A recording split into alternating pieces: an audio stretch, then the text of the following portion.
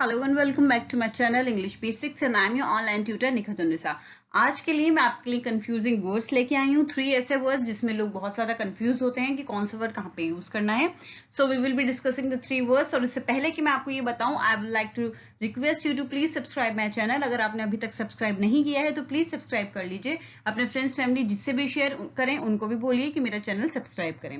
Okay, तो मैं आपको 3 वर्ड्स बता देती हूँ जो आज के हमारे टॉपिक के हैं। So here are the 3 words that we are going to discuss today. You can see on your screen: accept, accept and expect. Okay. So ये spellings थोड़ा difference है, इसमें थोड़ा थोड़ा pronunciation मिलता जुलता है इनका, तो इसलिए लोग confused हो जाते हैं कि कौन सा word हमें कहाँ पे use करना है। हम तीनों के meaning जानेंगे, उनके uses जानेंगे और हम examples देखेंगे। Okay, so let's begin with the first word, accept. तो एक्सेप्ट का जो हिंदी मीनिंग होता है उसको बोलते हैं हम स्वीकार करना। किसी चीज को हम स्वीकार कर लेते हैं यानी एक्सेप्ट कर लेते हैं।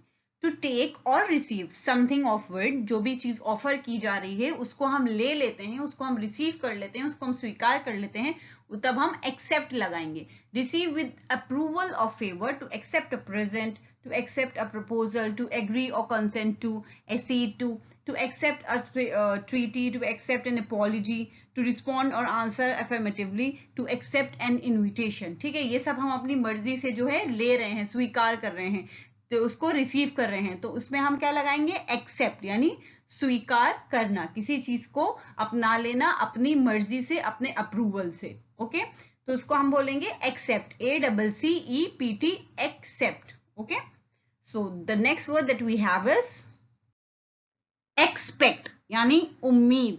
expectations आपने सुना होगा, ठीक है, तो वहीं से expect है आपका। expect मतलब उम्मीद किसी चीज की, ये verb होता है, ठीक है। used to look forward to मतलब हमें किसी चीज की उम्मीद लगी हुई हो। regard as likely to happen, ऐसा होने वाला हो, तो जाहिर बात है जो कोई चीज होने वाली होती है हमें उसी की उम्मीद होती है, expectations होती हैं।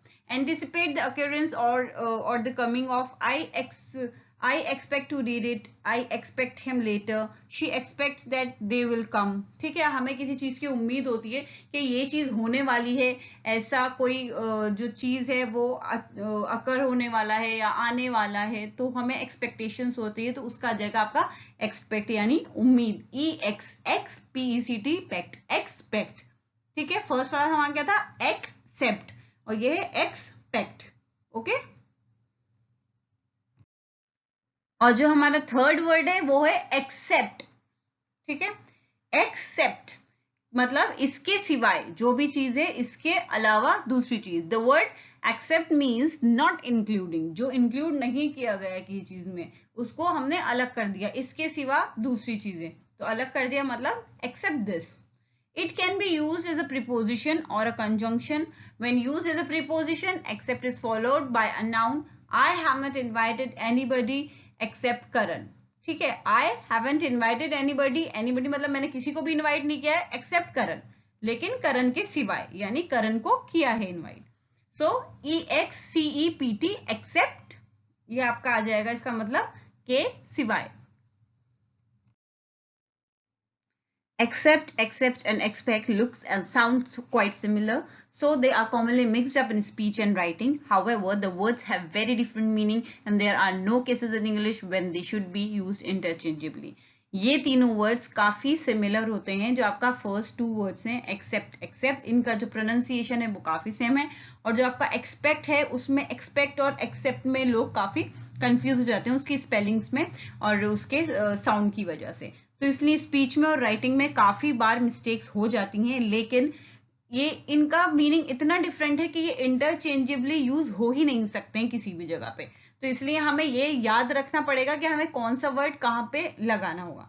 जैसे आपका एक्सेप्ट है, वो accept is always use as a verb, primarily meaning to agree to take something. जो आपका एक्सेप्ट है वो हमेशा एक वर्ब की तरह यूज होता है, इसमें ये शो कर रहा है कि आप किसी चीज के लिए एग्री करते हो। ठीक है, and accept जो है आपका EXCEPT is normally used as a preposition meaning but or as a conjunction meaning with omission of or only। तो ये accept जो है ये preposition की तरह यूज होता है, इसमें हम omission दिखाते हैं किसी चीज का, ठीक है, हम किसी conjunction की तरह इसको यूज करते हैं, या तो हमें omission दिखाते हैं या तो हम बताते हैं सिर्फ यही। और जो हमारा थर्ड वर्ड है expect is almost always use as a verb primary meaning to believe something will happen. तो जब हमें उम्मीद होती है किसी चीज की, हमें यकीन होता है किसी चीज का ये चीज होने वाली है, तो हम वहां पे एक्सपेक्ट यूज करते हैं। तो इन तीनों का आपको डिफरेंस जो है वो पता होना काफी जरूरी है।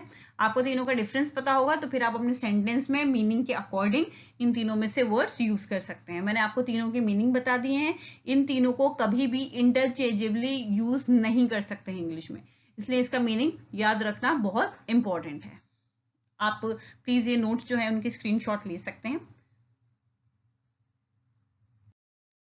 And how to remember the difference, अब हमें डिफरेंस याद रखना तो जरूरी है, लेकिन हम डिफरेंस याद किस तरह से रखेंगे, तो उसके लिए भी हमारे पास सॉल्यूशन है। Before that I would like to request you to please subscribe my channel. मेरे चैनल को प्लीज सब्सक्राइब कीजिए, अपने फ्रेंड्स वगैरह से भी शेयर कीजिए और उनको भी बोलिए कि मेरे चैनल को सब्सक्राइब करें।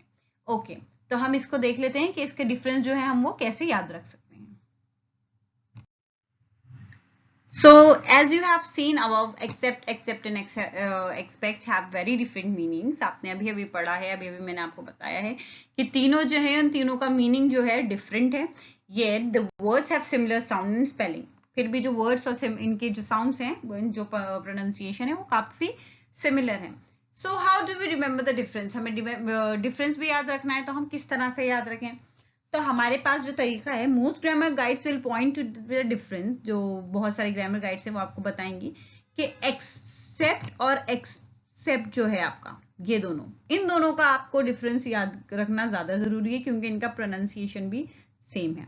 Suggest you remember the ESC, ये जो है आपका EXC एक्सेप्ट, और ये आपका काय में आ रहा है एक्सेप्ट में, EXCEPT में। तो इसके 3 वर्ड्स आपने शुरू के ले लिए, और इसका मतलब क्या होता है, एक्सक्लूड करना किसी को, इसके सिवाय। मैंने बताया था आपको एक्सक्लूड करना इसके सिवाय। तो इसके 3 वर्ड्स और इसके 3 वर्ड्स EXC एक्सेप्ट में भी आ रहे हैं और एक्सक्लूड में भी आ रहे हैं। तो आप ये याद रखेंगे कि इसमें 3 वर्ड सेम, इसमें 3 वर्ड सेम है, इसका मीनिंग एक्सक्लूड है, तो हम मतलब जिसको के सिवाय अगर कहीं यूज करेंगे तो हम EX वाला एक्सेप्ट यूज करेंगे। As the word has the same first 3 letters, इन दोनों का जो 3 लेटर्स हैं शुरू के वो सेम है, तो आप इस तरह से याद कर सकते हैं। Others also suggest that you focus on the A in except A। क्यों? क्योंकि A से क्या आता है, हमारा वर्ड आता है A से एग्री, मतलब हमने राजी हो गए किसी चीज के लिए, स्वीकार करना आपको इससे याद रहेगा। एक्सेप्ट, हम राजी हो गए किसी चीज के लिए, तो आप ए से याद रखिए। जो हम ए से एक्सेप्ट लिखेंगे यानी हम राजी हो गए, एग्री करते हैं उस चीज के लिए, तो हम आप जो है ACCEPT लगाओगे। और अगर आप एक्सक्लूड करने की बात कर रहे हो उस सेंटेंस में, तो आप EXC एक्सक्लूड एक्सेप्ट, ये दोनों में EXC आ रहा है तो आप वो लगाओगे accept, EXCEPT। Unfortunately, the words are so similar in spelling and pronunciation, it might take a bit of practice to remember which word to use. तो आप प्रैक्टिस करते करते हो जाएगा, it's not that difficult. Pronunciation इनका काफी same है, spellings में भी थोड़ा बहुत रहता है, तो आप इस टेक्निक, इस टिप से आराम से टेक्निक से इजीली याद कर पाओगे और इजीली आप यूज भी कर पाएंगे।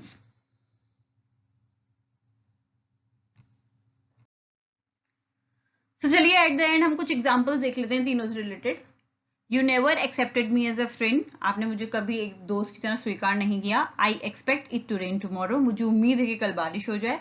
दे play football every day except for Sundays, वो रोजाना फुटबॉल खेलते हैं सिवाय संडेज के। तो ये तीनों के एग्जाम्पल्स हैं, बाकी एग्जाम्पल्स ये नीचे हैं।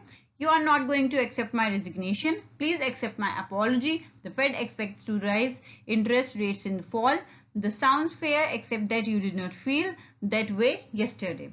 So these were few examples and I would suggest you कि आप please इन तीनों words के 5 एटलीस्ट एग्जाम्पल खुद से लिखिए। आपको मैंने शुरू में जब वीडियोस जो शुरू की उसमें मैंने आपको बताया था कि आप एक रजिस्टर या नोटबुक मेंटेन कर लीजिए ताकि आप उसमें ये सब नोट्स वगैरह भी लिख लें। ये सब आपको इजी रहेगा क्योंकि आपको बार बार थोड़ा रिवाइज करना रहेगा, तब आपको अच्छे से याद होगा, एक बार में ऑब्वियसली नहीं होता है। तो आप उसमें नोटबुक या रजिस्टर जो भी है आपका, उसके अंदर नोट्स बना रखे होंगे आपने, तो उसमें आप इनके प्रैक्टिस भी क्या कीजिए। जैसे ये 3 वर्ड्स हैं तो एटलीस्ट 5 सेंटेंस ईच बनाइए अपने आप से, खुद से, ताकि आपको अच्छे से समझ में आ जाए कि आपको कौन सा वर्ड कहाँ किस तरह से यूज करना है।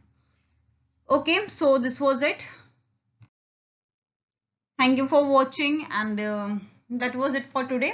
प्रैक्टिस कीजिए, कीप प्रैक्टिसिंग, और ये जो आपको लिंक शो हो रहे हैं आपकी स्क्रीन पे, इनको भी जाके विजिट कीजिए, रिलेटेड लिंक्स हैं इंग्लिश के ही. This was it. Thank you and goodbye and take care.